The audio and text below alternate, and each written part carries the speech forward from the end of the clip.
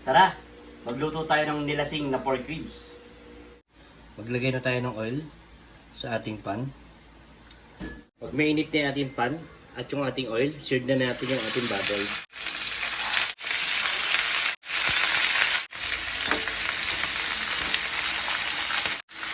Medyo bilisan lang natin kasi masakit yung mantika tumatalsik. Baligtarin natin yung kabilang side naman yung ating i-seared.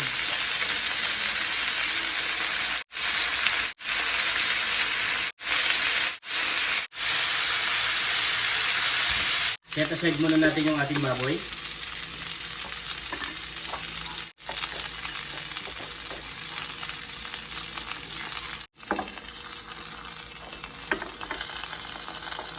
Magsutein na tayo ng ating onion sa pinagpertuhan natin ng ating pork. Sabay na natin yung garlic. Pagluto na yung ating onion garlic, lagyan na natin yung ating pork ribs. Lagyan na tayo ng tomato paste.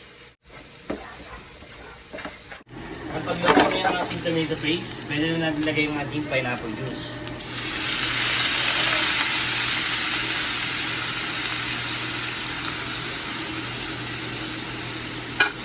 Meron natin ng salmig apple.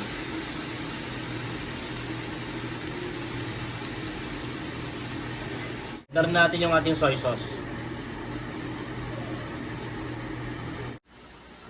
Lutuan muna natin yung ating pork ribs. Kapag malambot na yung ating pork, pwede na natin ilagay yung ating marble potato.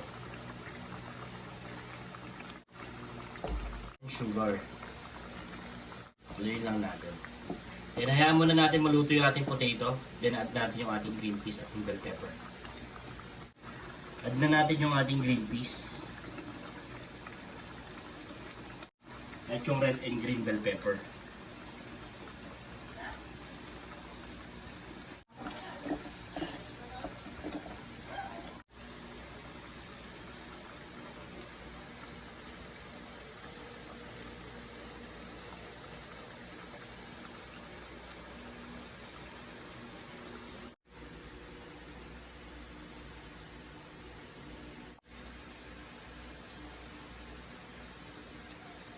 First bite.